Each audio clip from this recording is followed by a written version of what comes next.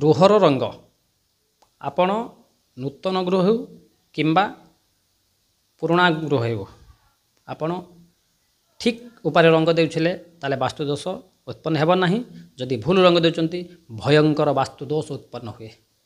ଆସନ୍ତୁ ଜାଣିବା କେଉଁ ଘରରେ କେଉଁ ରଙ୍ଗ ଦେବା। ପ୍ରଥମେ ଦିଗ ଅନୁଯାୟୀ ପୂର୍ବ ଦିଗ, ଯଦି ପୂର୍ବ ଦିଗ ଆପଣ ଦ୍ୱାର ଖୋଲିଛନ୍ତି ସେ ଦିଗର ଅଧିପତି ହେଲେ ରବି ଏବଂ ଠିକ୍ ସେମିତି ଦକ୍ଷିଣ ଦିଗ, ଦକ୍ଷିଣ ଦିଗ ଯଦି ଆପଣ ଅଛି ଦକ୍ଷିଣ ଦିଗର ଅଧିପତି ହେଲେ ଶୁକ୍ର। ପଶ୍ଚିମ ଦିଗ, ପଶ୍ଚିମ ଦିଗର ଅଧିପତି ହେଲେ ରାହୁ ଶନି।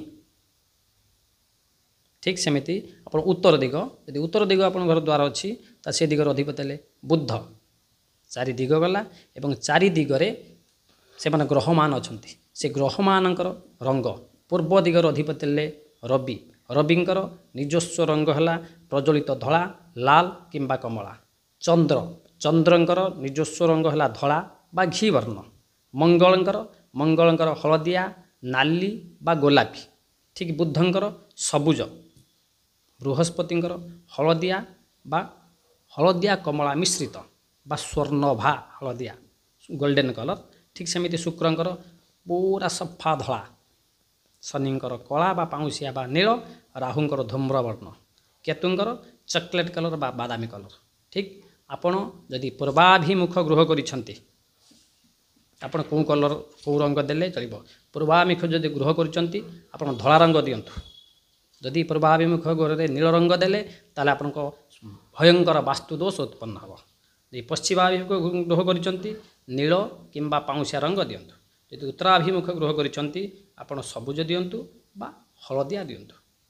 ଠିକ୍ ସେମିତି ଦକ୍ଷିଣମୁଖ ଗୃହ ଯଦି କରିଛନ୍ତି ନାଲି କଲର୍ ଦିଅନ୍ତୁ, କମଳା ଦିଅନ୍ତୁ ବା ଗୋଲାପୀ ରଙ୍ଗ ଦିଅନ୍ତୁ। ଆପଣ ଯଦି କରିଛନ୍ତି ଆପଣଙ୍କ ଗୃହ ଦକ୍ଷିଣ ପୂର୍ବ ମୁଖାଭି ଗୃହ କରିଛନ୍ତି, ଦକ୍ଷିଣ ପୂର୍ବ ହେଲେ ଅଗ୍ନିକୋଣକୁ ଯଦି ଆପଣଙ୍କର ଗୃହର ମୁଖ ଅଛି ତାହେଲେ ଆପଣ ସେଥିରେ ଧଳା ରଙ୍ଗ ଦିଅନ୍ତୁ। ଦକ୍ଷିଣ ପଶ୍ଚିମାଭିମୁଖ ଗୃହ ଯଦି ଆପଣ କରିଛନ୍ତି ଧୂମଳ ବର୍ଣ୍ଣ ବା ପାଉଁଶିଆ ରଙ୍ଗ ଦିଅନ୍ତୁ। ଏସବୁ ବାସ୍ତୁ ଅନୁଯାୟୀ ଗ୍ରହ ଅନୁଯାୟୀ ରଙ୍ଗ ଦିଅନ୍ତୁ। ଯଦି ଆପଣଙ୍କର ମନମୁଖୀ ଅନୁସାରେ ରଙ୍ଗ ଦିଅନ୍ତି ତାହେଲେ ବାସ୍ତୁଦୋଷ ଉତ୍ପନ୍ନ ମଧ୍ୟ ହୁଏ। ଏ ବାସ୍ତୁଦୋଷରୁ ନିସ୍ତାର ପାଇବା ପାଇଁ ହେଲେ ଆପଣଙ୍କୁ ସେ ଗୃହକୁ ପୁଣି ସେ ରଙ୍ଗକୁ ଲିଭାଇ ପୁଣି ନୂତନ ରଙ୍ଗ ଦେବା ପାଇଁ ପଡ଼ିବ। ଠିକ୍ ରାଶି ଅନୁଯାୟୀ ମଧ୍ୟ ରଙ୍ଗ ମଧ୍ୟ କିଛି ଦିଆଯାଏ। ମେଷ ରାଶିର ଅଧିପତି ହେଲେ ମଙ୍ଗଳଙ୍କର ରାହଳଦିଆ କିମ୍ବା ନାଲି। ଠିକ୍ ସେମିତି ବୃଷ ରାଶି ଯେଉଁ ଜାତ ବ୍ୟକ୍ତିଙ୍କର ତାଙ୍କର ରାଶିର ଅଧିପତି ହେଲେ ଶୁକ୍ର, ତାଙ୍କର ସଫା ଧଳା। ମିଥୁନ ରାଶିର ଅଧିପତି ହେଲେ ବୁଧ, ତାଙ୍କର ହେଲା ସବୁଜ ରଙ୍ଗ। କର୍କଟ ରାଶିର ଅଧିପତି ହେଲେ ଚନ୍ଦ୍ର, ଈଷତ ଧଳା କିମ୍ବା ଘି ବର୍ଣ୍ଣ, ଘିଅ ରଙ୍ଗ ଦେଲେ ମଧ୍ୟ ଚଳିବ। ଠିକ୍ ସିଂହ ରାଶିର ଅଧିପତି ରବି, ଧଳା କିମ୍ବା ଲାଲ। କନ୍ୟା ରାଶିର ଜାତ ବ୍ୟକ୍ତି ଯଦିଓ ଗୃହ ନିର୍ମାଣ କରୁଛନ୍ତି ବିଶେଷ କରି ତାଙ୍କ ରାଶିର ଅଧିପତି ହେଲେ ବୁଧ, ତାଙ୍କର ସବୁଜ। ତୁଳା ରାଶିର ଅଧିପତି ହେଲେ ଶୁକ୍ର, ତାଙ୍କର ହଳଦିଆ ସଫା ଧଳା। ବିଛା ରାଶିର ଅଧିପତି ହେଲେ ମଙ୍ଗଳ, ହଳଦିଆ କିମ୍ବା ନାଲି। ଠିକ୍ ଧନୁରାଶିର ଅଧିପତି ହେଲେ ବୃହସ୍ପତି, ହଳଦିଆ ରଙ୍ଗ।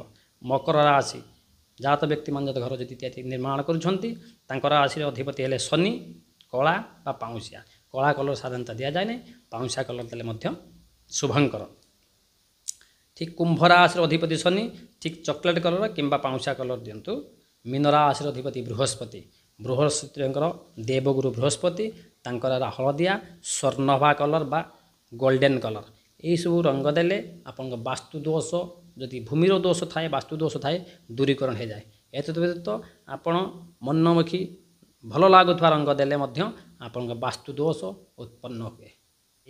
ଏ ସାଧାରଣତଃ ଘରେ ପ୍ରତ୍ୟେକ ଦିନ ରୋଗରେ ମଧ୍ୟ ପଡ଼ିଥାନ୍ତି। ପାରିବାରିକ ମଧ୍ୟରେ ମନୋମାଳିନ୍ୟ ମଧ୍ୟ ଘଟେ। କାହା ସହିତ ମଧ୍ୟ ସମ୍ପର୍କ ମଧ୍ୟ ଉତ୍ପନ୍ନ ହୁଏ ନାହିଁ। ବିଶେଷ କରି ଘରେ ଥିବା ବାଳୁତ ପିଲାମାନଙ୍କର ସ୍ୱାସ୍ଥ୍ୟ ମଧ୍ୟ ହାନି ହୁଏ। ଆପଣ ଗ୍ରହ ଅନୁଯାୟୀ ନିଜର ରାଶି ଅନୁଯାୟୀ ଏବଂ ଦିଗ ଅନୁଯାୟୀ ରଙ୍ଗ ଦେଲେ ବାସ୍ତୁର ଦୋଷ ନିବାରଣ ମଧ୍ୟ ହୋଇଥାଏ।